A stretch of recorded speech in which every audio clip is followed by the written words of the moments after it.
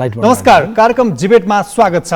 मङ्सिर 4 को प्रदेश तथा प्रतिनिधि सभा निर्वाचनको समय नजिकै जाँदा दलहरूले आफ्नो घोषणापत्र अर्थात् प्रतिबद्धता पत्र सार्वजनिक गर्न थालेका छन्। सत्तारूढ दल नेपाली कांग्रेसले केही महत्त्वाकांक्षी योजना सहित पार्टीको संकल्प पत्र सार्वजनिक गरेको छ। माओवादी केन्द्र, नेकपा एकीकृत समाजवादी, लोकतान्त्रिक समाजवादी पार्टी र राष्ट्रिय जनमोर्चासँग गठबन्धन गरेर कांग्रेस चुनावमा होमिँदा प्रतिपक्षी एमाले पनि जनता समाजवादी र राप्रपा सहित केही दललाई गठबन्धनमा लिएर सत्ता गठबन्धनलाई चुनौती दिइरहेको छ। पार्टीको घोषणापत्र, झापा 1 को चुनावी रणनीति तथा गठबन्धनको भविष्य लगायतका विषयमा कुरा गर्न आज हामीले डिबेटमा कांग्रेस महामन्त्री विश्वप्रकाश शर्मालाई निम्त्याएका छौँ। विश्वप्रकाश, यहाँलाई स्वागत छ। धन्यवाद नवराजी। घोषणापत्र सार्वजनिक भयो कांग्रेसको, चट्टै हेर्दाखेरि निकै महत्त्वाकांक्षी पनि अलिकति आकर्षक विषय। सरल भाषामा भन्दा तपाईले गर्ने भाषण जस्तो यति मिठास, यति लयबद्ध, तर अधिकांश अमूर्त। बिल्कुलै होइन, अमूर्त त कुनै पनि छैन हैन।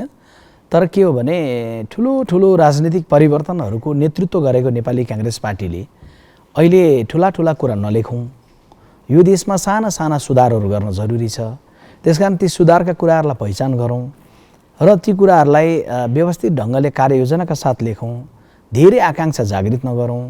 त्यति मात्रै लेखौँ जति पुरा गर्न सकिन्छ, त्यति मात्रै बोलौँ जो भोलि सम्पादन गर्न सकिन्छ भन्ने कुरामा हामी गएका छौँ। र कुनै ठाउँमा अमृत लाग्यो तपाईँले भन्नुभएको छ भने आज त्यसलाई मूर्त ढङ्गले स्पष्ट गर्न पनि हो। सुरुवातमै राखिहालेँ मैले, जसरी यो आर्थिक वृद्धि दरको कुरा, त्यसपछि रोजगारीको कुरा, जलविद्युत उत्पादनको कुरा जसरी कांग्रेसले घोषणापत्रमा समेटेको छ नि, त्यो पुरा हुन्छ, हामी यो समयमा यसलाई पुरा गरेर देखाउँछौँ भन्ने आधारहरू भनिदिनुहोस् न त। एकछिन मैले तपाईँलाई समय नै दिएँ। अब जस्तो कि हामीले उत्पादनको क्षेत्रमा यो बितेको रोजगारीबाट जाँदै गर्दाखेरि हामीले के भनेका छौँ भने हरेक वर्ष श्रम बजारमा लगभग 4 लाख 5 लाख नागरिकहरू आउँछन् हैन।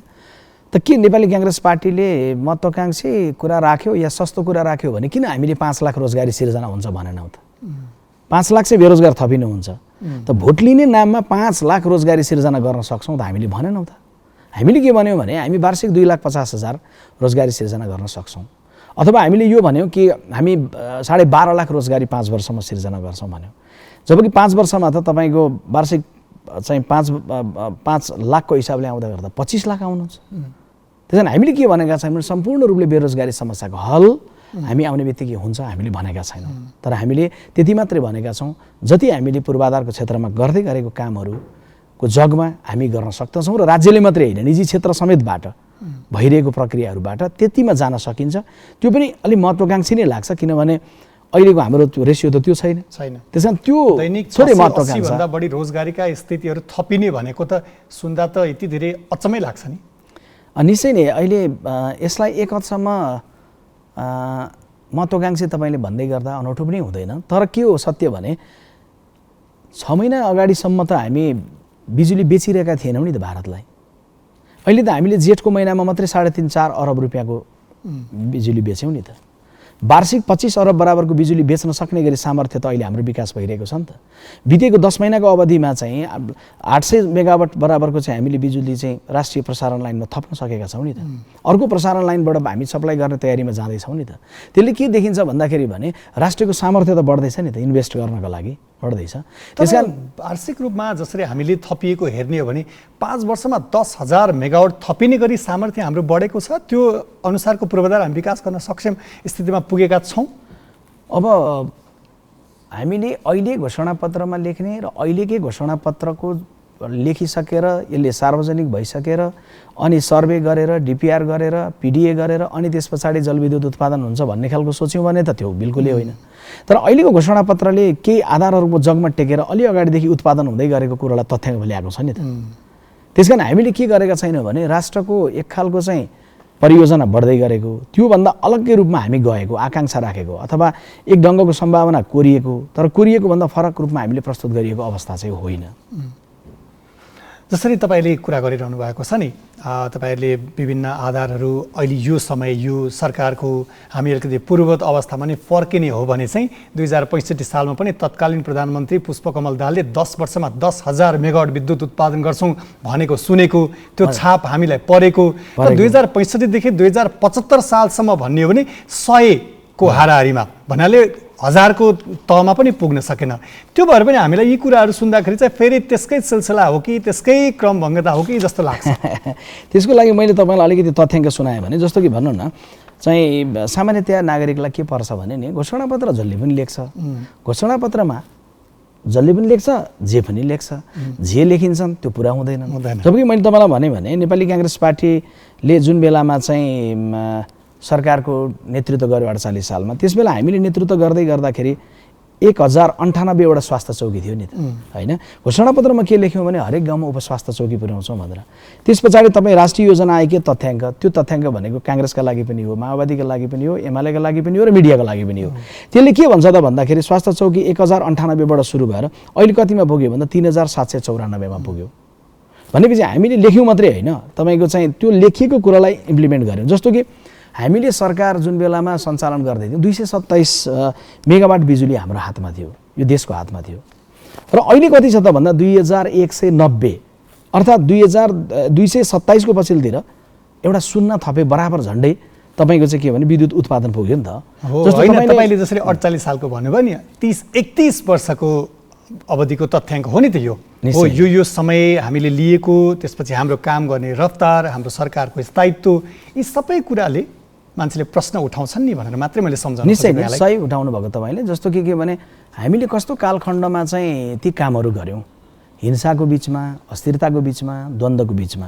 तर नवराजी के थियो भन्दाखेरि पनि अहिले मेरो आवाज सुनिरहनु भएको टेलिभिजनबाट, ग्यालेक्सी 4Kबाट हेरिरहनु भएका, युट्युबबाट हेरिरहनु भएकाहरूले सम्झिनुभयो, आफ्नो बाबाआमालाई सोध्नुभयो भने यो 2-2.5 दशकको अगाडि तपाईँको जुन बेला हामीले सरकार सञ्चालन सुरु गरेर 48 सालमा केवल 9% मानिसको घरमा बिजुली बत्ती पुगेको थियो। आज कतिमा पुगेको छ? 93%, 7% पुग्न बाँकी छ। तपाईँले चाहिँ सिडीको 1, 2, 3, 4, 5औं स्टेप चढ्नुभयो, 7 स्टेप सिडीमा त छैटौँमा टेक्ने बेलामा अलिक ऊर्जा अलिकति मुभमेन्ट बढाउँदै गर्दाखेरि जम्मा 7% घरमा त बिजुली पुर्याउन बाँकी रह्यो नि। हिजो 9% बढाउने पनि यहाँले राख्नु भएको छ। झन् अहिले हामीले त्यसलाई खपत बढाउने, होइन, विद्युतीय चुलोको कुरामा जोड जाने, होइन, हामी चुलामा ग्यासको कुरा भनिरहेका छैनौँ, जो कुरो सजिलो छैन। तर हामी के भनिरहेका छौँ भन्दाखेरि भने हामी चाहिँ बिजुलीको चाहिँ विपन्न परिवारहरूले प्रयोग गर्ने विद्युतको हकमा चाहिँ 50 किलोवाटसम्म हामी अब के गर्न सक्ने अवस्थामा पुग्छौँ। 50 किलोवाटसम्म हामी 50 किलोवाट आवरसम्म निःशुल्क दिन सक्ने अवस्थामा पुग्छौँ हामी।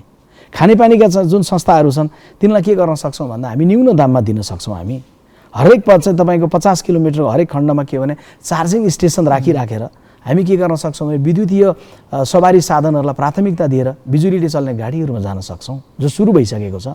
त्यसलाई तीव्रता बढाउँछौँ र तपाईँ त्यसले के गर्छ त भन्दा आयात प्रतिस्थापन भन्छौँ नि, 200 अरब रुपियाँभन्दा बढीको चाहिँ तपाईँले के गर्नुभएको छ त भन्दा चाहिँ पेट्रोल र डिजेल आयात गर्नुभएको छ, होइन? अब त्यो डिजेल र पेट्रोलबाट आयात हुने ठाउँमा बिजुली आफ्नै बिजुलीले गाडी चल्न थालेपछि अरबौँ रुपियाँ बाहिर जाने पैसा त रोकिन थाल्छ नि त।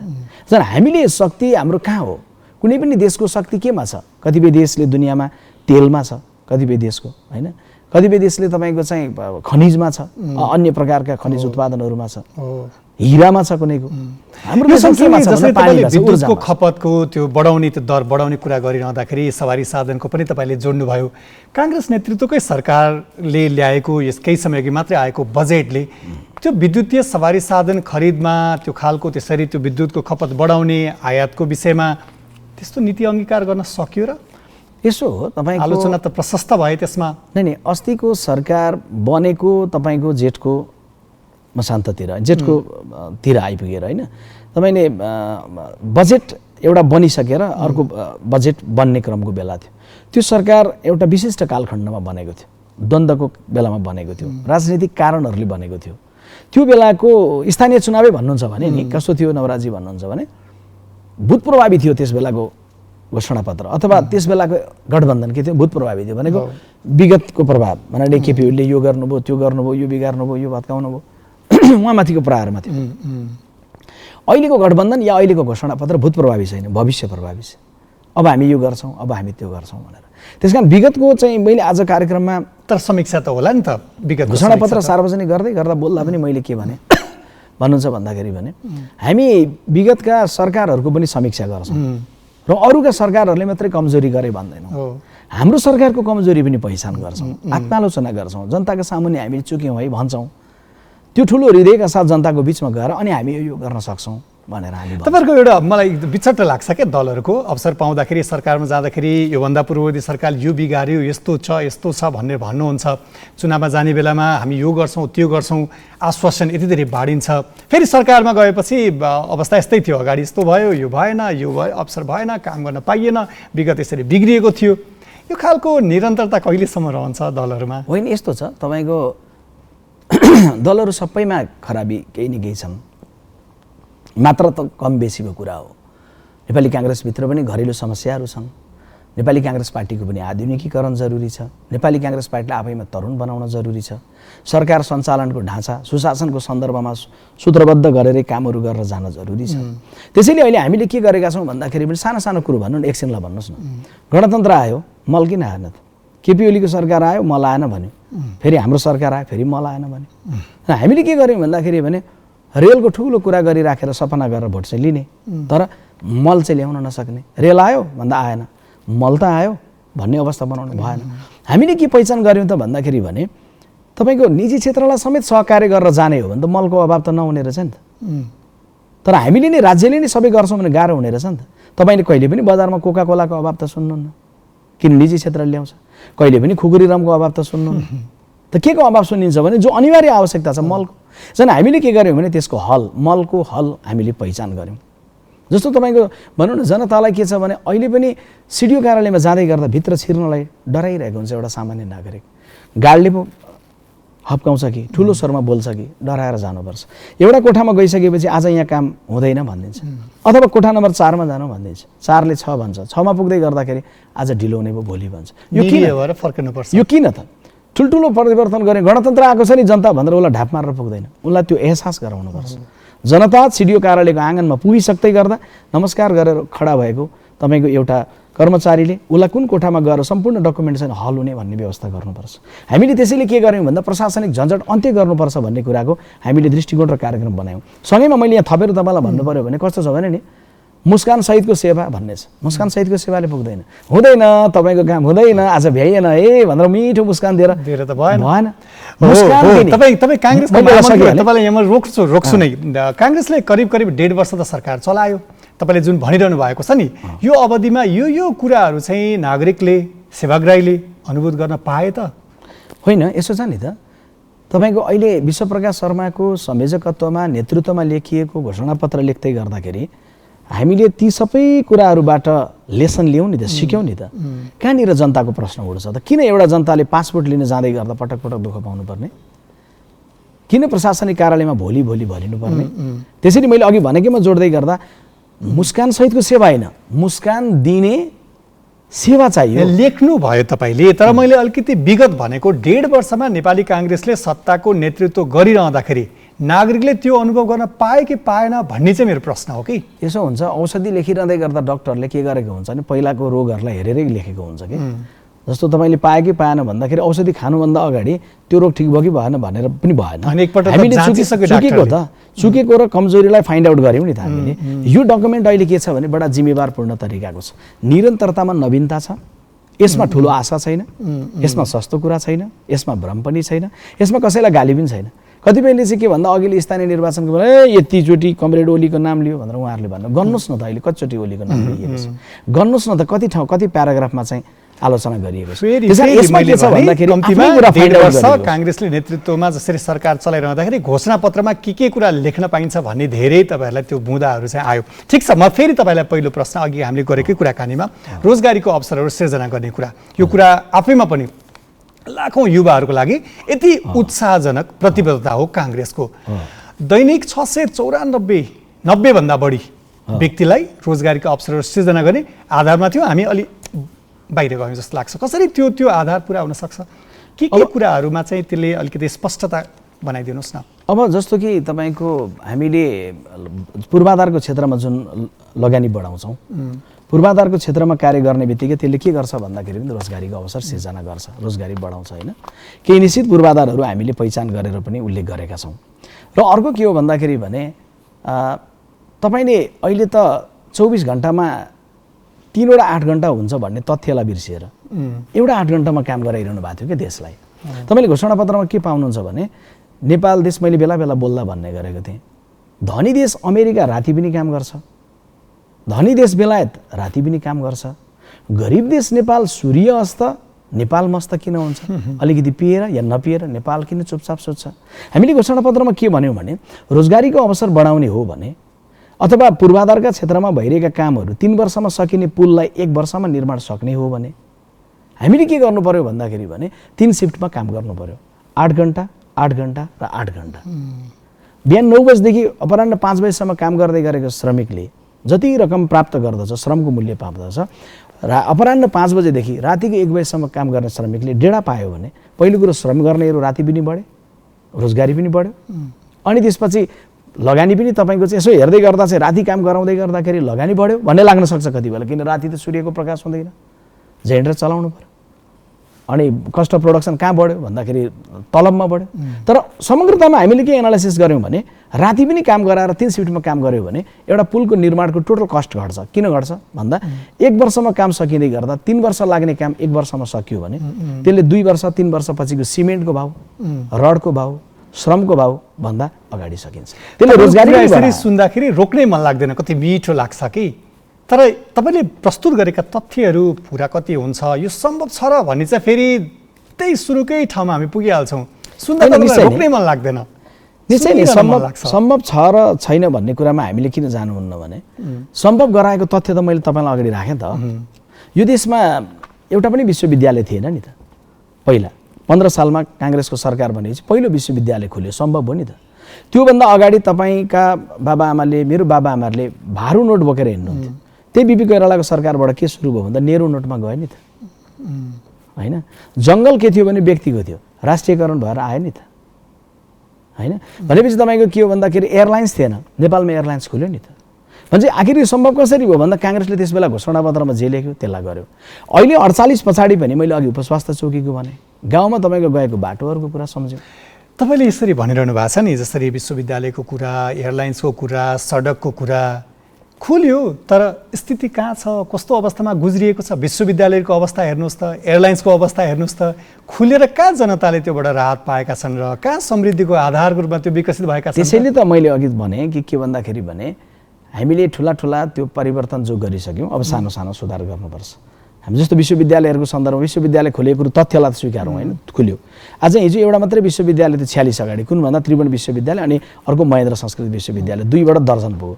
अब दर्जन पुग्दा खोल्नु ठुलो कि सम्पादन वा त्यसको परिष्कृत गर्नु वा त्यसलाई अगाडि बढाउने कुरा ठुलो हो? यस्तो हो नि त, सबैका छोराछोरीले पढ्न पाइहालेका छैनन् भनेर अब उपरान्त कसैले छोराछोरी नजन्माउन् भन्ने हुँदैन।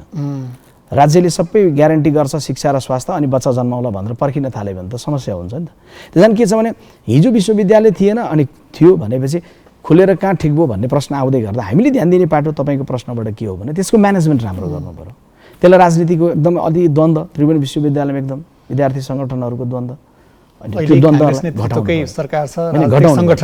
गर्दाखेरि के हो भने कुनै तालचा लागिरहेको हुन्छ। त्यसकारण के हो भने कसैको गाउँमा बच्चा जन्मियो, बच्चा जन्मेपछि निमोनिया भयो, बच्चा जन्मिएपछि त्यसलाई चाहिँ अन्य रोगहरू लाग्यो, बिरामी भइरह्यो, लुरे भयो, कुपोषण भयो भनेर अरू बच्चा जन्मेन कुरा चाहिँ नगरौँ है, बच्चा जन्मियो भने समस्या हुन्छ भन्नु भएन। अस्ति भर्खर मलाई चाहिँ के भन्दाखेरि भने झापा क्षेत्र नम्बर 1 मा एकजना केवल निरौला नाम गरेको टेम्पो चलाउने भाइको घर आग लागि भयो, जल्यो वैशाखको महिनामा। जेठको 6 गते मेरो आमाको, स्वर्गवासी आमाको जन्मदिनको दिन पाएर उनको घरमा गएर हातमा 11,000 रुपियाँ दिइराखेर हामी सबै मिलेर बनाउँछौँ भने उहाँले नै मलाई टेलिफोन गरेर बोलाएपछि। तर कस्तो भन्नुहुन्छ भने त्यो सानो बच्ची के, सानो 5 वर्षकी सानो बच्चीले बाबा घर नबनाऊ डर्छ, घर नबनाऊ डर्छ, त्यो बच्चाको साइकोलोजीमा थियो। त्यसो भए त्यो बच्चाको साइकोलोजीमा भए जस्तै गरेर घरै नबनाउने त होइन नि त, बच्चालाई विश्वासमा लिने घर बनाउने। झन् के भने विश्वविद्यालयहरू खुलेको कुरोलाई त्यसलाई सकारात्मक रूपमा लिने, तर सँगैमा विश्वविद्यालयहरूमा समस्या छ, त्यो समस्याहरू हो। त्यही भएर मैले भनेको मेरो पुस्ताका धेरै मानिसहरू, धेरै युवाहरू यहाँ नेपाल बस्न खोज्दैनन्। अझ बाहिर गएर बच्चाको कुरा गर्नुभयो नि, बच्चा विदेशमा जन्माउन खोज्छन्। कम्तीमा आफूले दुःख पाए पनि आफ्नो अर्को नयाँ सन्तति चाहिँ स्तरीय ठाउँमा स्तरीकृत स्वास्थ्य शिक्षाको पहुँचबाट चाहिँ विमुख हुन नपरोस् भनेर त्यो सोच राखिरहेका छन्। हो, त्यो पुस्तालाई सम्बोधन गर्ने गरी रिजल्ट ओरिएन्टेड विषयवस्तुहरू चाहिँ कसरी समावेश गर्नुभएको छ भन्ने चाहिँ मेरो प्रश्न। त्यो पुस्ताले चाहेको 2-3 वटा कुरा मुख्य हो। एउटा चाहिँ यो अवस्थाको जुन छ नि विसङ्गत अवस्था, त्यो अवस्था यो ठाउँमा कमजोरी छ, यो ठाउँमा व्यतिथि छ भन्ने कुराको पहिचान गरेर त्यसलाई अन्त्य गर्ने कुरा, जसलाई हामीले केही पहिचान गऱ्यौँ र त्यसलाई अन्त्य गर्ने कुराको बारेमा केही दृष्टिकोणहरू बनायौँ होइन, एउटा त्यो हुन्छ। अर्को के हो भन्दाखेरि भने त्यो पुस्ताले अहिलेको शासन प्रणालीमा उब्जिँदै गरेको प्रश्न के छ त भन्दा व्यवस्था बेठिक होइन, अवस्था बेठिक भएर जुन वितृष्णा उसको पोलिटिक्सप्रति छ नि, त्यो पुस्तालाई एड्रेस गर्नका लागि हामीले के भने यो व्यवस्था ठिक छ, यो अवस्था बदलौँ भन्दै गर्दाखेरि सँगैमा हामीले के गर्छौँ यसको अनरसिपको कुरा, राजनीतिमा रूपान्तरणका कुराहरू पनि गाँसेका छौँ। मैले पार्टीको सभापति एवं सम्माननीय प्रधानमन्त्रीको उपस्थितिको सामुन्ने घोषणापत्र उहाँकै हातबाट जारी गर्दै गर्दा राजनीतिमा रूपान्तरण, दलहरूको रूपान्तरण, दलहरूको आधुनिकीकरण होइन, एउटा मान्छे सांसद जितेर आएर मन्त्री हुने ठिकै छ, तर कोही मान्छे सांसद छैन, तर त्यो युवालाई कतिखेर सुन्छ भने विषय विज्ञ मान्छेले देशको लिडरसिप गर्न पाइरहेको छ, मन्त्रीमा गइरहेछ, त्यसको संवैधानिक व्यवस्थापन गर्नु पर्यो। संसारको पल्लो कुनामा रहेको एउटा युवकले आएर म मेरो देशको सिधै मन्त्री म चलाउन सक्छु भनेर दावा गर्न सक्ने ढोका खोल्नु पर्यो। त्यस कारण त्यो कुराहरूलाई हामीले के गरेका छौँ, उल्लेख गरेका छौँ। जस्तो कि के भनौँ न, मान्छेलाई के हुन्छ, राजु सदा क्या घोषणापत्र लेख्दै गर्दा मेरो दिमागमा के थियो, एउटा राजु सदा थियो। राजु सदा कोरोनाको बेलामा जीवन गुमाए, मृत्यु हुँदै गर्दाखेरि कात्रो पनि छिमेकीले किनिदिनु पर्ने अवस्था आयो। अहिले हामीले त्यसले के गर्यो भन्दा धेरै गुनासो आयो नि त। हामीले के लेख्यौँ भन्दा विभिन्न आर्थिक अवस्थाको नागरिकको घरमा कसैको मृत्यु भयो भने त्यो मृत्यु भएको घरमा स्थानीय सरकारको वडा मार्फत घरैमा 10,000 रुपियाँ के पठाइदिने, मृत्यु संस्कार खर्च पठाइदिने हो। तपाईले सानो सुधार हो, घोषणापत्रमा यसरी यो विषयहरू यसरी राख्छु, यसरी गर्छु, यस्तो पर्छ मात्रै भन्नुभएको छ, यो गर्नुपर्छ भन्ने कुरा, तर कसरी गर्नुपर्छ भन्ने कुरा धेरै चुकेको छ। यसमा बिचमा तपाईँलाई रोकिहालेँ मैले। ओके, तपाईँले यति धेरै घोषणापत्रमा यी विषयहरू समेट्दै गर्दाखेरि देशको अब आउँदो नेतृत्व कसले गर्छ, गठबन्धनको तर्फबाट चुनाव लडिरहँदाखेरि अब हाम्रो प्रधानमन्त्री यो सम्म त भन्न सक्नु भएको छैन होइन? को हो त? हामी संसदीय व्यवस्थामा होइन र, हामी संसदीय व्यवस्थामा छौँ। विश्वप्रकाश शर्माले आफ्नो दृष्टिकोण राख्दा के भनेको छ भने अब कङ्ग्रेसको महामन्त्रीका रूपमा विश्वप्रकाश शर्मा झापा क्षेत्र नम्बर 1बाट विजयी भएर आए पछाडि विश्वप्रकाश शर्माले संसद दलमा प्रस्ताव गर्छ गगन थापा प्रधानमन्त्री बन्नुपर्छ। तर नेपाली काङ्ग्रेसको केन्द्रीय समितिले निर्णय गर्दै गर्दा हामी नेकपा एमाले गरे जस्तो त गर्नु भएन नि। जस्तो म तपाईँलाई भन्छु, संसदीय व्यवस्थाको स्पिरिट के हो? अहिले बेलायतमा प्रधानमन्त्री बन्नुभयो, कसले छान्यो? केन्द्रीय कमिटीले होइन नि, सांसदहरूले छान्ने हो नि। प्रत्यक्ष निर्वाचित राष्ट्रपति नै प्रत्यक्ष निर्वाचित राष्ट्रपति भए उम्मेदवार घोषणा गरेर जाने हो, प्रत्यक्ष निर्वाचित प्रधानमन्त्रीको व्यवस्था भए उम्मेदवारी घोषणा गरेर जाने, निर्वाचन आयोगमा नाम बुझाएर जाने हो। तर व्यवस्था कुन छ? जबसम्म त्यो व्यवस्था छ त्यो अनुसार चल्नु पर्यो। त्यो व्यवस्था के छ भने पहिला काठमाडौँबाट टिका लाएर फलानु प्रधानमन्त्री भन्ने यो व्यवस्था होइन। पहिला सांसदहरूको उम्मेदवार दिने, उम्मेदवारहरू जनताको बिचमा जाने, जनताबाट निर्वाचित भएर आएका सांसदहरूको बैठक बस्ने र त्यही निर्वाचित भएका सांसदहरूको सर्वोत्तम विवेकले बहुमतले छानेको मान्छे संसद दलको नेता हुने र देखिएका संसद दलहरू जुन दलका छन् ती संसद दलमध्ये सबभन्दा ठुलो दलको जो नेता हो ऊ त्यो देशको प्रधानमन्त्री। त्यो त हाम्रो संसदीय प्रक्रियाको त्यो त जगजाहेर नै छ। मैले भन्न खोजेको तपाईँ काङ्ग्रेसको एकजना सांसद वा एकजना केन्द्रीय सदस्य मात्रै हुनुहुन्न नि त, तपाईँ काङ्ग्रेसको महामन्त्री हुनुहुन्छ। यति प्रभावशाली नेतृत्वको हिसाबले तपाईँले कुरा गरिरहँदाखेरि चाहिँ यो सार्वजनिक खपतको लागि र भनिदिएको जस्तो होइन कि यो हाम्रो अब भावी प्रधानमन्त्री, यो गठबन्धनले यसलाई अगाडि सार्छ भनेर त काङ्ग्रेस अगाडि बढ्न सक्दैन। त्यो भएर मात्रै यो कुरा गर्न खोजेको होइन। तपाईँलाई फेरि क्लियर गर्छु, म उत्तर कोरियाको कम्युनिस्ट पार्टीको सदस्य होइन जो पहिल्यै चाहिँ के भन्दाखेरि भने कुनै निश्चित भएको निर्णय लिएर जान्छ। म एउटा लोकतान्त्रिक पार्टीको चाहिँ महामन्त्री हुँ र महामन्त्रीका रूपमा म फेरि पनि जनताको बिचमा जानुपर्छ, म निर्वाचित भएर आउनुपर्छ। निर्वाचित भएर आएको सांसद कोही महामन्त्री हुन सक्छन्, कोही सहमहामन्त्री, कोही सदस्य या कोही बाहिर हुन सक्छन्। ती सबैको बराबर हक हुन्छ। मेरो मत पनि एक हुन्छ संसद दलमा, अर्कोको पनि एक हुन्छ। त्यो मतहरू राख्दै गर्दाखेरि पहिले महामन्त्रीले थोपर दिएर एक मत मात्र राख्ने त्यो क्षेत्रको त्यो खालको प्रभावको नेता हो र होइन? यसो हुन्छ लोकतन्त्रमा के हुन्छ भन्दाखेरि भने तपाईँको राष्ट्रपतिले पनि गएर मतदान गर्नुभयो भने उहाँको एक भोट हुन्छ, उहाँले चाहिँ 4वटा मतपत्र पाउनुहुन्न। संसद दलमा पनि मैले प्रक्रिया त मलाई त्यसकारण मैले भने के भने तपाईँले भन्नुभएको छ नि युवा विषय बुझेको सक्षम नेतृत्व आउनुपर्छ भन्दै गर्दाखेरि चाहिँ को त भनेर मात्र मैले भने त त्यसमा त मेरो त धारणा मैले राखेँ कि गगन थापालाई अहिलेको बेलामा नेपाली काङ्ग्रेस पार्टीले संसदीय दलबाट हामीले सर्वसम्मतबाट निर्वाचन भए निर्वाचनको प्रक्रियाबाट प्रधानमन्त्रीको उम्मेदवारको रूपमा छनौट गऱ्यौँ र अगाडि सार्यौँ भने अहिलेको यो उमेरमा काम गर्ने अवसर गगन विश्वप्रकाशहरूले पाए पनि अलिक ऊर्जाका साथ गर्न सक्छ नि। कतिपयले मलाई भन्नुहुन्छ होइन बेला भइसक्यो र भन्नुहुन्छ, ए बाबा 42 वर्षको ऋषि सुनाकले बेलायतको प्रधानमन्त्री बन्न मिल्छ, 35-36 वर्षको मान्छेले चिलीको बन्न मिल्छ, 39 वर्षको मान्छेले फ्रान्सको बन्न मिल्छ, अनि नेपाल देशमा चाहिँ 71 टेक्नुपर्छ भन्ने छ र? त्यसकारण मेरो यो कुरा प्रश्न छ। तर यो मेरो के हो त भन्दा मैले निर्णय सुनाउने उर्दी गर्ने हक मलाई छैन। मलाई के छ भन्दा मेरो धारणा राख्ने, बहस गर्ने, प्रस्ताव गर्ने र त्यसलाई पारित गर्न लबिङ गर्ने मलाई अधिकार छ, म त्यो गर्छु। कतै तपाईँले यसरी भनिरहँदाखेरि भावी प्रधानमन्त्रीको रूपमा प्रस्तुत गर्ने त्यो खालको अवस्था देखेर पार्टी सभापति एवं प्रधानमन्त्री सहभागी आजै तपाईँको घोषणापत्र कार्यक्रममा एकजना महामन्त्रीलाई देखिएन? होइन गगनजी, आज रुचाएको त होइन प्रधानमन्त्रीले? यसो हो, घोषणापत्र तयारी समितिको संयोजक म थिएँ। स्थानीय निर्वाचनको घोषणापत्र हामीले गगन थापाको नेतृत्वमा लेख्यौँ। अब प्रदेश र प्रतिनिधि सभाको घोषणापत्र अर्का महामन्त्री विश्वप्रकाश शर्माको नेतृत्वमा लेख्यौँ र यो कार्यक्रममा गगनजीलाई म आफैले पनि निमन्त्रण गरेको थिएँ। उहाँको त्यो पूर्व निर्धारित जे कार्यक्रम थियो, अहिलेको सेड्युल कसरी गरियो भने त्यो खास गरी संयोजकका रूपमा विश्वप्रकाश शर्माको सजिलो हेर्नतिर लाग्यो। हेर्नुहोस् है, किनभने तपाईँको म झापा थिएँ, बाहिरी जिल्ला छु, बाहिरी जिल्लाबाट आउँदै गर्दाखेरि मैले यो टाइममा गएर हिजो साँझको फ्लाइटमा आएँ। त्यही भने झापादेखि तपाईँ आइपुग्नु भयो, आजको अहिलेको फ्लाइटमा फर्किँदैछु। तपाईँसँग अर्को महामन्त्री नदेखिएको भएर मात्रै प्रश्न गरेको। त्यो त महामन्त्री मात्रै होइन नि, अर्का उपसभापति दुवै पनि उपस्थित हुनुहुन्न थियो। सहमहामन्त्री 8 जनामा 1 जना हुनुहुन्थ्यो। घोषणापत्र जारी गर्ने भन्ने कि पार्टी प्रेसिडेन्ट मार्फत हुन्छ। त्यसकारण पार्टी प्रेसिडेन्ट र संयोजकका रूपमा घोषणापत्र यो व्यक्तिको उपस्थित हुनुभयो भएन भन्ने कुरा त्यति धेरै ठुलो विषय भएन। अब घोषणापत्र तपाईँ संयोजक रहेको, करिब 41 सदस्य संयोजक रहेको, विषयवस्तु कसरी सङ्कलन गर्नुभयो त्यो अलिकति प्रक्रिया पनि भनिदिनुहोस्। ओके, हामीले चाहिँ पहिलो कुरो चाहिँ जब म संयोजक बने पछाडि संयोजकले नै नामहरू प्रस्तावित गर्ने हाम्रो आन्तरिक सल्लाह थियो। मलाई संयोजक सभापतिजीले तोक्नु भए पछाडि त्यसबेला म आफै अलिकति अस्वस्थ थिएँ र एउटा अपरेसनको तयारीमा पनि थिएँ। तर म त्यो तयारीमा लागिरहँदै गर्दा पनि टिम सेलेक्सन गर्दै गर्दा तपाईँ हेर्नुभयो भने सायद अरू कुनै पनि दलले यति राम्रो ढङ्गले टिम सेलेक्सन गरेको अवस्था चाहिँ म देख्दिनँ। जस्तो कि स्पोर्ट्समा के हुने भन्ने कुरो तपाईँले र मैले ग्राउन्ड बाहिरबाट हेरेर पनि लेख्न सक्छौँ नि। तर स्पोर्ट्सम्यानकै रूपमा चाहिँ कार्य गरेको नेपालको क्रिकेटको चाहिँ पूर्व कप्तान विनोद दास चाहिँ आफै स्पोर्ट्सको कुरा लेख्नलाई बस्नुभयो। उहाँ मार्फतै के आयो भने जहिले पनि सरकारले चाहिँ के भने मेडल जित्नेलाई दिने भन्ने कुरा आयो। मेडल दिन ध्यान होइन, राम्रो मान्छे खोज्न थाल्नुभयो। राम्रो मान्छे अर्को पार्टीको तपाईँले घोषणापत्रमा राखेको मान्छे अर्को पार्टीको समानुपातिक उम्मेदवारसम्म भनिदिनु? बिल्कुल होइन। मेरो टिमको 41 जना जो हो, 41 मा 41 जना साथी कोही पनि तपाईँको नेपाली काङ्ग्रेस पार्टीभन्दा बाहिरिनु भएको छैन।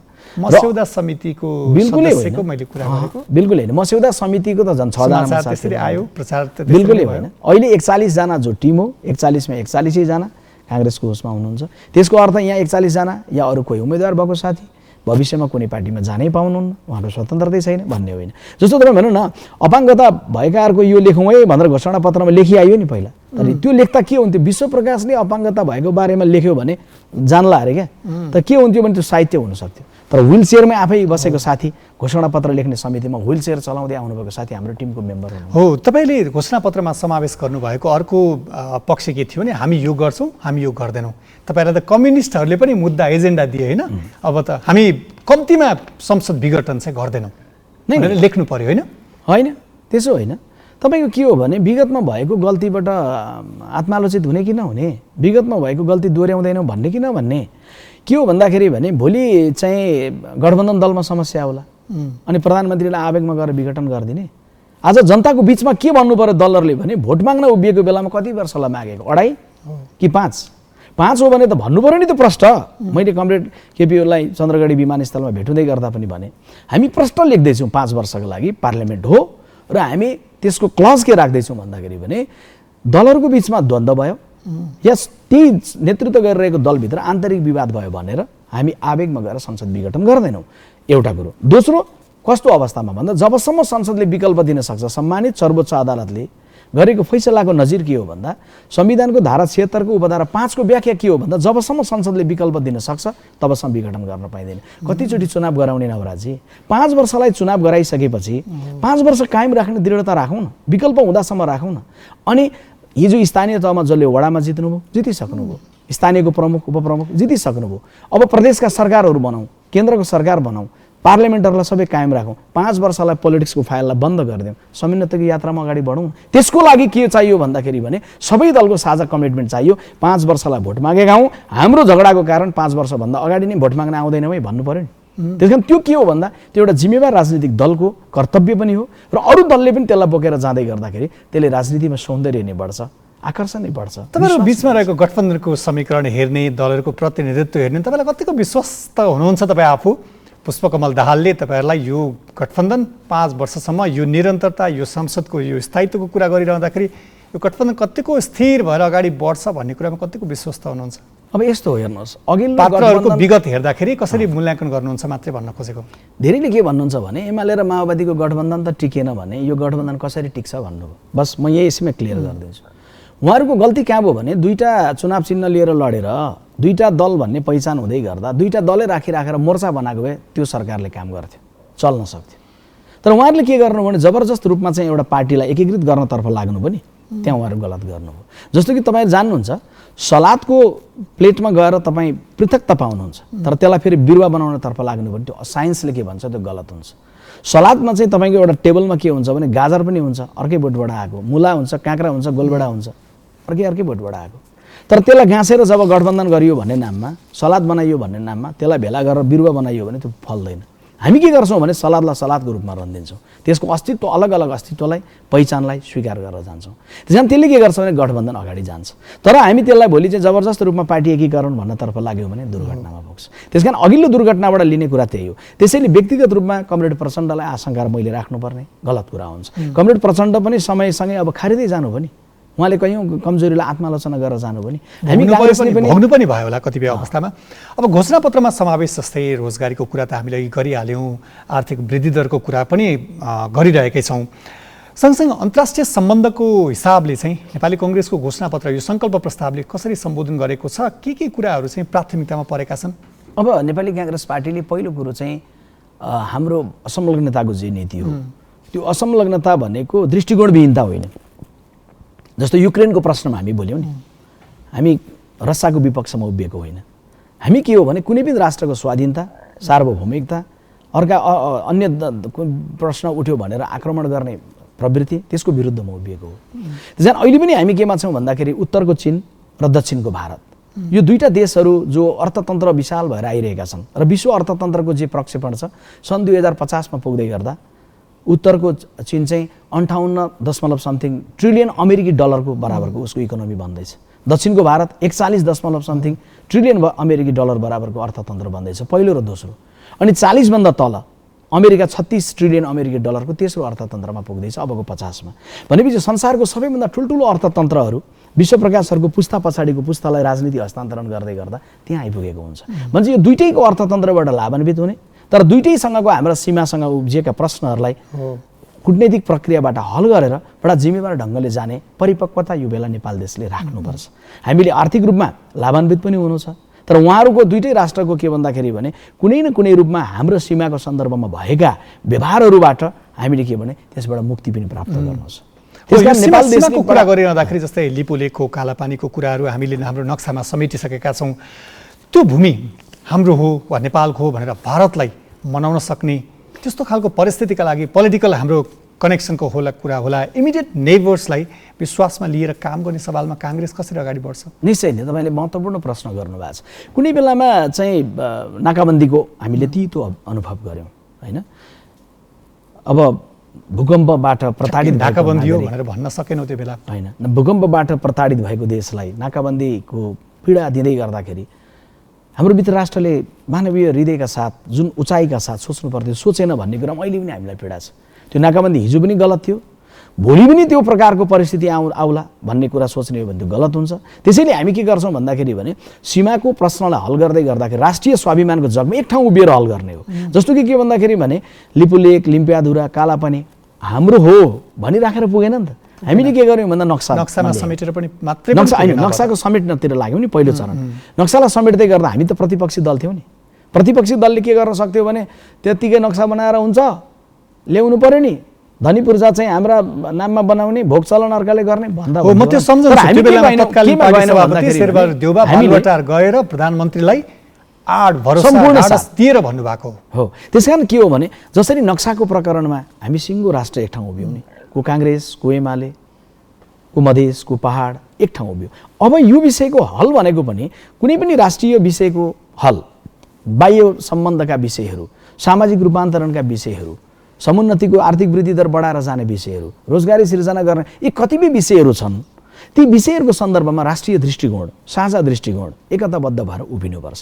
त्यसकारण त्यसमा पनि विदेश नीतिको सवाल त के हो भने घरायसी कुरामा झगडा गरौँला के अलिअलि हैन, तर के हो भने राष्ट्रिय कुराको सन्दर्भमा, विदेश नीतिको सन्दर्भमा एकीकृत धारणा जरुरी छ र त्यो असंलग्नताको जगमा हुनुपर्छ, राष्ट्रिय सम्मान र स्वाभिमानलाई कायम राख्ने जगमा हुनुपर्छ र त्यो आवेगमा होइन विवेकपूर्ण चाहिँ परिपक्वताको जगमा हुनुपर्छ भन्ने कुरा हामीले घोषणा पत्र मार्फत। यसअघि केपी ओली नेतृत्वको सरकार रहँदाखेरि अलिकति हाम्रो कूटनीतिक सम्बन्धहरू अलिकति फराकिलो भएको थियो, हाम्रो आउटरिच बढेको थियो। तर जब काङ्ग्रेस नेतृत्वको सरकार आएपछि अलिकति खुम्चियो, अन्तर्राष्ट्रिय सम्बन्ध, अन्तर्राष्ट्रिय फोरमहरूमा नेपालको उपस्थिति कमजोर भयो भन्ने प्रश्नहरू उठिरहेको छ।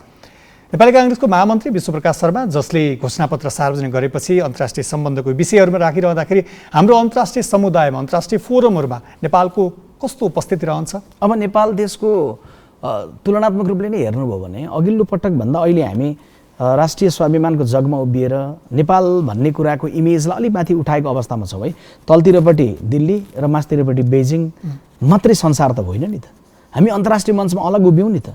चीनको दृष्टिकोण र भारतको दृष्टिकोणभन्दा फरक हामी उभिएको होइन र युक्रेनमा गएर उभिँदै गर्दाखेरि दुईटाको दृष्टिकोणभन्दा फरक त हामी उभिएको, यो सरकार उभिएको हो नि त। त्यो उभिँदै गर्दाखेरि फरक होइन र कुनै बेलामा बिपी कोइरालाले भारतले के दृष्टिकोण बनाउँछ भन्ने सोच्नुभन्दा अगाडि इजरायललाई मान्यता दिने सन्दर्भमा उभिनु भएको होइन र आज हामी उभिँदै गरेको त के हो, नेपाल देशको आफ्नो व्यक्तित्वको कुरा पनि हो नि त। त्यो त हो, तर एमसिसी पास भएपछि नेपाल अमेरिकाको ग्रिन सिग्नलमा हिँड्यो भन्ने आरोप पनि लाउँछन् फेरि। अनि यो पनि त हो, नेपाल देशको काङ्ग्रेसले नेतृत्व गरेको सरकारले सद्दाम हुसेनलाई तपाईँको चाहिँ इराकभित्र फाँसीमा झुन्ड्याइदिए गर्दा यो जङ्गली न्याय हो भनेर दक्षिण एसियामा सबभन्दा पहिला वक्तव्य दिने पनि त नेपाली काङ्ग्रेसकै नेतृत्वको सरकार हो नि त। त्यस कारण के हो भन्दाखेरि भने हामीले कसरी हेर्नुपर्छ भन्दाखेरि भने हामीले उत्तरको चीनसँगको सम्बन्ध या दक्षिणको सम्बन्ध राख्दा दक्षिणको भारत रिसाउला कि यो त्रास राख्नुहुन्न।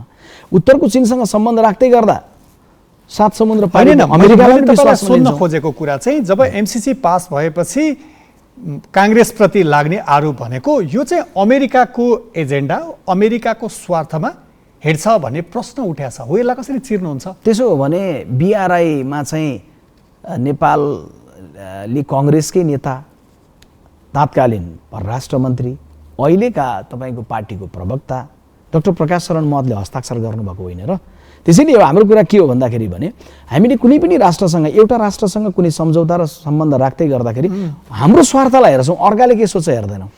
बिआरआईको उदाहरण तपाईँले दिनुभयो नि, बिआरआईको अवस्था के छ त तपाईँलाई त राम्रोसँग त्यो अर्को बाटो हो। त्यसको प्रक्रिया कहाँ पुग्यो, कसरी अल्झिरहेको छ, हामीले प्रोजेक्ट आइडेन्टिफाइड गर्न सकेको अवस्था छैन। त्यो त हो, त्यसरी अल्झियो नि त हो। त्यो त मैले प्रश्न अर्को पनि भन्छु नि, जस्तो तपाईँले काङ्ग्रेसको घोषणापत्रमा केरुङदेखि काठमाडौँको रेल खोज्नुभयो भने भेट्नुहुन्न। मैले प्रश्नै सबका सामुन्ने भनेको पहिले कि जुन भायबल प्रोजेक्ट हो त्यसलाई जाने हो। चाइनाले भोलि लगानी गरेर इन्डियासम्म सामान ल्याउन चाहन्छु भन्यो भने या इन्डियाले लगानी गरेर चाइनाको सामान भारतीय बजारमा लान चाहन्छु भन्यो भने, दुईटा मिलेर हामीलाई गिफ्ट प्रोजेक्ट दिन चाहन्छौँ भन्यो भने केरुङदेखि तपाईँको काठमाडौँ हुँदै तपाईँको लैजानुहोस् न रेल, हामी दिन्छौँ नि, बाटो लिन्छौँ नि, ट्याक्स हामी पनि लाभान्वित हुन्छौँ नि। तर जुन केरुङभन्दा 450 झन्डै किलोमिटर टाढा सिगात्सेमा आइपुगेको रेल, बल्ल आइपुगेको रेल अझै चाइनाको बोर्डरमा आइपुग्नलाई चाहिँ लाग्छ 15 देखि 20 वर्ष, अनि 25 वर्ष पछाडि चाहिँ बल्ल रेखाङ्कन हुने सपना देखाएर 5 वर्षको भोट माग्ने हुँदैन। हामीले के भन्यौँ भने चाइनासँगको कनेक्टिभिटीको लागि के गर्नु पर्यो, सडक एक्सपान्सन गर्ने, चाइनासँग पोलिटिकल रिलेसन राम्रो राखौँ न, चीनको विकासबाट लाभान्वित हुन सडकको एक्सपान्सन गरे पुग्छ। चाइनासँग पोलिटिकल रिलेसन राम्रो राख्न सकेनौँ भने सडक बनाउनुहोस्, रेल बनाउनुहोस्, अर्थ छैन। त्यस कारण हामी सम्बन्ध सुदृढीकरण र सुधारको पक्षमा जान्छौँ, तर हामी भायबल प्रोजेक्टमा मात्रै जान चाहन्छौँ जुन प्रोजेक्ट सम्भव छ। जस्तो काँकरभिट्टादेखि कञ्चनपुर जाने तराईको ठाउँमा जाउँ न, काँकरभिट्टा, इटाभट्टा, चाराली, बिर्तामोड गर्दै इनरुवासम्म पुग्दै गर्दा तपाईँको के छ भने नागरिकको जग्गा चाहिँ रोक्का राख्ने सरकार अनि मुआब्जा नदिकन बस्ने सरकार। अहिले हामीले के लेखेका छौँ भने जहाँनिर जग्गा रोक्का राखिएको छ त्यहाँ मुआब्जा दिने प्रक्रिया बढाइन्छ, मुआब्जा दिएछ, त्यसपछि त्यो प्रोजेक्टलाई हामी सम्पन्न गर्न सक्छौँ नि। त्यसकारण भायबल प्रोजेक्टहरूको बारेमा चाहिँ हामीले के गरेका छौँ, गर्न सकिने प्रोजेक्ट। विश्वप्रकाश शर्माले राजनीतिक मान्छेले सोच्यो होला, बाहुनडाँगेको माननीय विश्वप्रकाश शर्मालाई लाग्यो पाटापुरमा या तिरिङमा चाहिँ एउटा सानो सानो एयरपोर्ट बनाउँदा चुनाव जितिन्छ भन्ने लाग्यो, लोकल एयरपोर्ट भने अरे म मान्दिनँ नि म, किन विज्ञान के भन्छन् बाहुनडाँगेको कुरा तपाईँले निकालिहाल्नुभयो। तपाईँ जतिको जिम्मेवार नेताले निर्वाचनको आचार संहिता उल्लङ्घन गर्न मिल्छ? बिल्कुलै मिल्दैन। किन गर्नुभएको त त्यसो नि? बाहुनडाँगे गरेर सभा गरेर हात्ती त्यहाँको त्यो समस्या हटाइदिन्छु भनेर त भन्नुभयो। अनि मैले निर्वाचन आयोगले प्रश्न पनि उठायो, हात्तीको समस्या बाहुनडाँगीमा छ, मैले चुनावमा जाँदै गर्दाखेरि भन्ने के हो त, खोलामा गएर मैले चाहिँ कलकल पानीमा मैले त्यो जवाफ भन्दा पनि निर्वाचन आचार संहिताको प्रश्नमा जोड्न खोजेँ। होइन, यसमा म क्लियर गरिहाल्छु। निर्वाचन आचार संहिता पालना गर्नु हामी राजनीतिक दल र उम्मेदवारहरूको कर्तव्य हो र निर्वाचन आयोगलाई लाग्यो कि कहीँ उल्लङ्घन भयो भने निर्वाचन आयोगले पत्र काट्नु, हामीलाई सचेत गराउनु, आवश्यकता अनुसार जरिवाना पनि गराउनु निर्वाचन आयोगको जिम्मेवारी हो। तर जहाँसम्म चाहिँ के भन्दाखेरि भने तपाईँले भने जस्तो हात्तीको समस्या सम्बन्ध मैले त भन्छु त, अहिले पनि भन्छु त, विश्वप्रकाश शर्मा 70 सालको निर्वाचन 70 नै अनि जनताको बिचमा गएर भन्ने चाहिँ के हो भने यो समस्या समाधान गर्न लाग्छु नभनेर भन्नुपर्ने चाहिँ के हो त? त्यसको त समय आउला नि त, समय सभा गर्ने, तपाईँको मतदातामा गएर कुन तरिकाले प्रस्तुत हुने भन्ने कुरा त निर्वाचन आचार संहिता तपाईँले हस्ताक्षर गर्नु भयो होइन आयोगमा गएर? तपाईँलाई फेरि म भन्छु, कुनै समस्या समाधान गर्छु भनेर भने आधारमा तपाईँको बुझाइमा चाहिँ यदि स्पष्टीकरण यो सबै देशको समस्या समाधान गर्छु भने डकुमेन्ट हो, अनि आचार संहिता उल्लङ्घन होइन मैले त्यसो भन्न खोजेको होइन। मैले भनेको चाहिँ समय सीमाको कुरा निर्वाचन आयोगले सभा गर्न पाइँदैन भनेको अवस्थामा तपाईँ बाहुनडाङ्गीमा गएर सभा गरेर आफ्नो ठाउँमा होला। सार्वजनिक सभाहरू अहिले भएकै छैनन्। 17 गते पछाडि हाम्रा त्यसपछि पनि म सभामा धेरै जाँदै छुइनँ। आफ्नो क्षेत्रमा हामी सकेसम्म चाहिँ टोलहरूमा पदयात्राहरू गर्छौँ।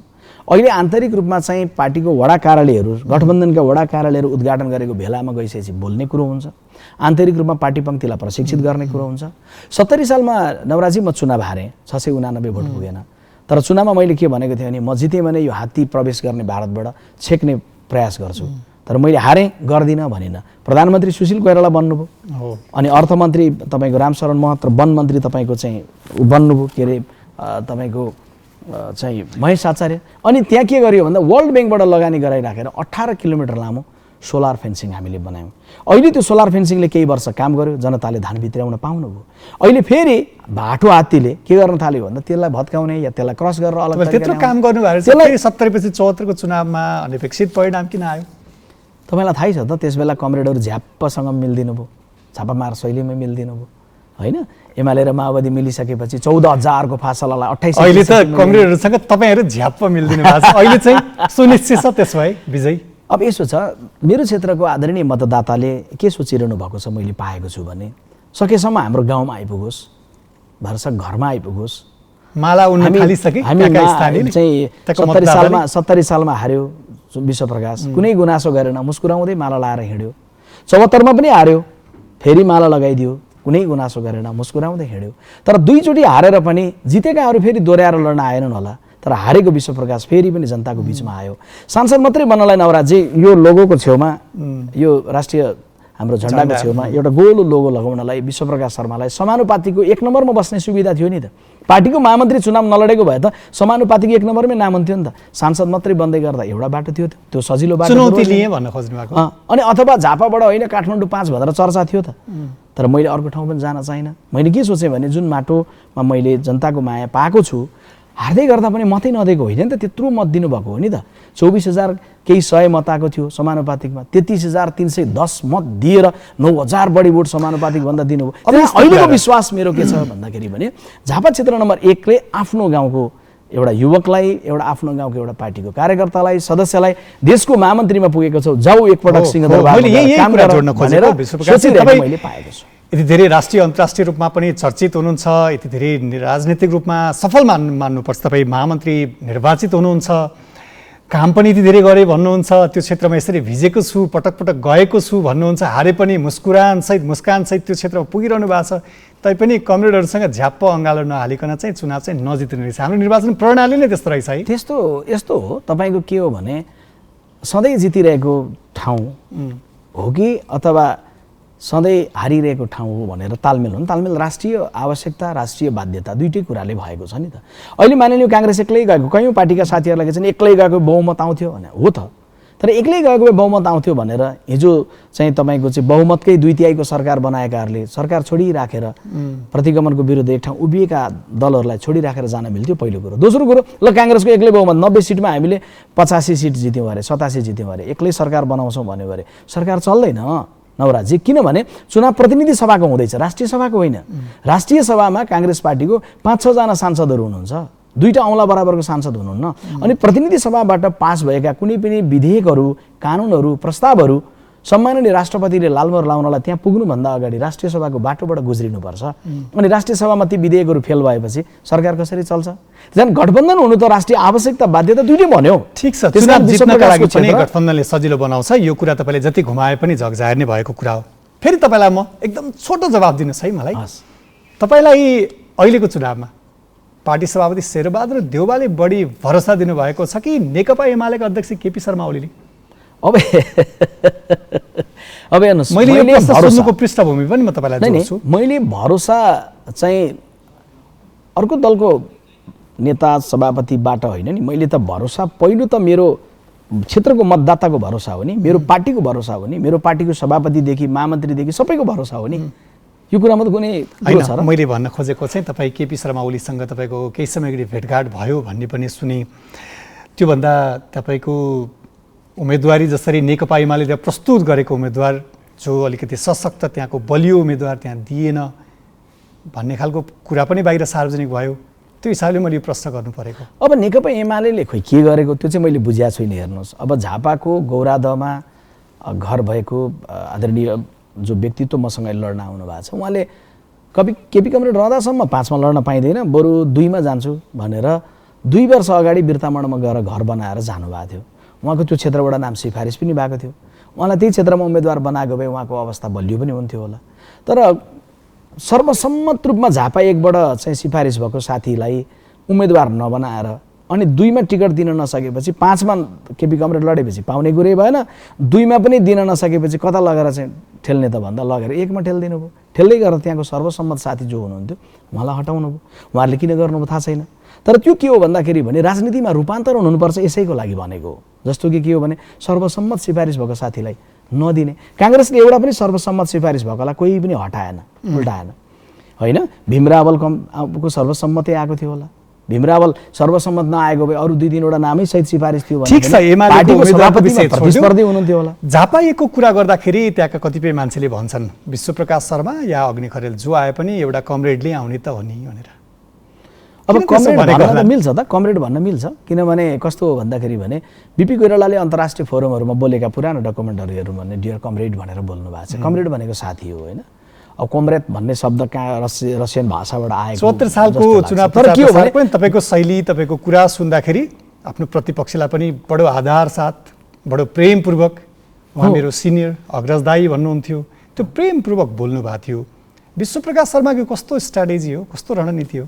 यस्तो हो, जसरी मैले प्रधानमन्त्रीमा मभन्दा भाइ, मभन्दा 2-4 वर्ष कान्छु, अथवा म नेवीसँग सभापति हुँदाको मेरो 5वटा उपसाथी मध्येको उपसाथी गगन थापा प्रस्ताव गरेँ नि, त्यसमा कारण छ नि त, तर्क छ नि त। सांसद भइसकेको, मन्त्री भइसकेको, अनुभव हासिल गरिसकेको, मभन्दा योग्यता राखिसकेको, मभन्दा योग्य मान्छे भने नि त। झन् चुनावमा तपाईँ जाने बित्तिकै तपाईँसँग प्रतिस्पर्धा गर्न नपाउने, प्रतिस्पर्धा गर्न आउने साथीको कमजोरी मात्रै देख्नुपर्ने होइन। उहाँले लोकतान्त्रिक अभ्यास हो हामीले गरेको हो, त्यो अभ्यासमा उहाँले आफ्नो दलको प्रतिनिधित्व गरेर उम्मेदवार बन्न पाउनुहुन्छ भन्न नपाउने र भन्नुपर्छ नि त। त्यस कारण मेरो कुरा के हो भन्दाखेरि भने राजनीतिमा रूपान्तरण भनेकै यही हो। म त हेर्नुहोस् तपाईँको नवराजी 70 र 74मा देशले फेसबुक देखेको थियो, मिडिया देखेको थियो, त्यस कारणले गर्दा मैले माला लगाएको देखेँ होला। तर 45 सालमा झापाको मेची क्याम्पसमा स्वतन्त्र विद्यार्थी युनियनमा सेटै अनेरा सुविले जित्दै गर्दा म नेभी सङ्घको क्याम्पस युनिटको सभापति थिएँ। यिनै हातले 11वटा माला लगाइदिएको हो अखिलका साथीहरूलाई मञ्चमा राखेर। र मैले त्यस बेला भनेको हामी यस्तो व्यवस्था ल्याउन चाहन्छौँ जुन व्यवस्थामा जित्नेले यसरी हार्नेको हातबाट माला लगाउँछ र जित्नेले हार्नेको भावनालाई पनि समेटेर जिम्मेवार भएर कार्य गर्छ। त्यसैले के हो भने चुनावी रणनीतिको कुरो होइन, तपाईँ राजनीतिक संस्कृतिको कुरो हो नि, कस्तो संस्कृति बसाउने भन्ने कुरो हो नि, होइन र हामीले चाहिँ कस्तो राजनीति बनाउने। राजनीतिमा कति वितृष्णा छ। +2 पुस्ताको युवकले हेर्दै गर्दा, टेलिभिजन खोलेर हेर्दै गर्दा टेलिभिजन बन्द गरौँ भन्ने लाग्नुपर्ने, साना बालबालिकाका सामान्य टिभी बन्द गरौँ भन्ने लाग्नुपर्ने, हामी राजनीतिक दलका नेताहरूको अभिव्यक्ति हुनुपर्ने यही हो र। चुनावको मैदानमा स्वस्थ अभ्यास गर्न सकिन्न। तपाईँको नेतृत्वमा जसरी घोषणापत्र बनाउनु भयो, सार्वजनिक गर्नुभयो, त्यो छोडिदियो अहिले एकछिनलाई। अब हामी अलिकति अन्त्यतिर पनि आइपुगेका छौँ। अहिले पहिलोपटक मत हाल्न योग्य भएको मतदाता जसले काङ्ग्रेसको, तपाईँ जसरी हामी चुनावको कुरा गरिरहेका छौँ, अबको 5 वर्षभित्रमा उसले कस्तो मुलुक हेर्न चाहन्छ र काङ्ग्रेसले कस्तो मुलुक बनाएर देखाउँछ? अब तुलनात्मक रूपले यो 5 वर्षको बिचमा चाहिँ हामी केही निश्चित सपनाहरूलाई सम्पादन गर्ने क्रमलाई बढाएर जान्छौँ होइन। अब जस्तो कि तपाईँको रोजगारीको सन्दर्भमा मैले भने, अथवा तपाईँको विद्युतको उत्पादन गरेर विद्युतको व्यापारलाई बढाएर हामी अलिकति बिजनेस गर्न सक्ने आयात मात्रै होइन आयात प्रतिस्थापन गरेर जाने कुरामा जान्छौँ। कृषिमा मान्छेलाई घटाउने तर उत्पादनलाई उत्पादकत्वलाई बढाएर जाने। धेरै मान्छे कृषिमा हुनुपर्छ होइन, कृषिबाट मान्छे घटाउने हो तर उत्पादन र उत्पादकत्वलाई बढाएर जाने हो, हामी त्यो गरेर जान्छौँ। राजनीतिमा केही संरचनागत सुधारका कुराहरू गरेर जान्छौँ। केही एक्जिट पोलिसी जो मैले भन्ने गरेको छु 1 2 3 4 एकपटक राष्ट्रपति भए पुग्छ, 2 पटक प्रधानमन्त्री भए पुग्छ, 3 पटक मन्त्रीभन्दा बढी पाइँदैन, 4 भन्दा बढी सांसद पाइँदैन। यस्तो प्रकारका कुराहरूलाई पनि पार्टीभित्रको विषय मार्फत जान्छौँ भन्ने कुरालाई पनि कहीँ न कहीँ राजनीतिको रूपान्तरणको कुरामा यहीँ पनि लोकतन्त्रको शुद्धिकरणको कुरामा हामीले हालेका छौँ। हामीले कम्तीमा विदेशबाट फर्केर आएको युवकलाई घोषणापत्रमा लेखेका छौँ कि उसले लिएर आएको सिप र उसले लिएर आएको पुँजीको आधारमा हामी के गर्छौँ भन्दा उसलाई चाहिँ स्थानीय तहसँगको सहकार्यमा हामी के गर्छौँ भने उसको उद्यमलाई यहाँ सुनिश्चित गर्नतर्फ रुचि बमोजिमको हामी लाग्छौँ। हामी पानी चाहिँ नपुगेका घरहरूमा पानीको धाराहरू पुर्याउनतर्फ लाग्छौँ। जनतालाई लाग्यो होला कि अघिल्लो चुनावमा कि पानीको जहाजमा झन्डा फहराउने कुरा हामीले भने अहिले पनि जिम्मेवारपूर्वक विनम्रतापूर्वक काङ्ग्रेसको घोषणापत्र लेख्ने समितिको संयोजक म टेलिभिजनमा हात जोडेर भन्छु, पानीको जहाजमा झन्डा फहराउने कुराको सपना जति जरुरी छ अहिले पनि पानीको धारा नपुगेको ठाउँमा धारा पुर्याउन जरुरी छ। धारा नपुगेको घरहरूलाई हामी घटाएर जान्छौँ। 93% नागरिकको घरमा बिजुली पुगिसकेको अवस्था छ, बाँकी 7% को घरमा अब बिजुली बत्ती बाल बिजुली बत्ती बल्नु कुन ठुलो कुरो पो भनेर सहरमा माथि 4 तला माथि बसेकोले सोच्दै गर्दा सोच्नु होला, तर गाउँको झुपडीमा जहाँ बत्ती पुगेको छैन त्यो बत्ती पुग्ने कुरालाई हामी सम्पादन गर्नतर्फ लाग्छौँ। मोटर बाटोबाट आउँदै गर्दाखेरि छोटो दूरीमै तपाईँको सडकमा पुग्न सक्ने अवस्था बनाउन चाहन्छौँ। रेलको कुरा गर्दै गर्दा मेची महाकालले रेलको लागि जहाँनिर तपाईँको चाहिँ जग्गाहरू रोक्का गरिएको छ त्यो मुआब्जाको प्रक्रियालाई अगाडि बढाएर जान्छौँ। विद्युतमा चाहिँ तपाईँको चुलोमा चाहिँ हामीले भनेका छौँ कि विद्युतीय चुलो चाहिँ तपाईँको चाहिँ हामीले चाहिँ चुलोबाट चाहिँ हरेकको चुलोमा चाहिँ खाना पकाउँदै गर्दाखेरि बिजुलीबाट चाहिँ खाना पकाउने घरहरूको सङ्ख्या चाहिँ हामी बढाएर जान्छौँ। विद्युतीय गाडीहरूलाई चाहिँ हामी चाहिँ के भने आयात गरेर जान्छौँ। हस्, धेरै कुरा सुन्न पाइयो। हाम्रा दर्शकले पनि यो कुरा जे सुनेका छन् त्यो अनुभूत गर्न पाउन्। यहाँलाई शुभकामना छ। हस्, धेरै धेरै धन्यवाद नवराज। हस्।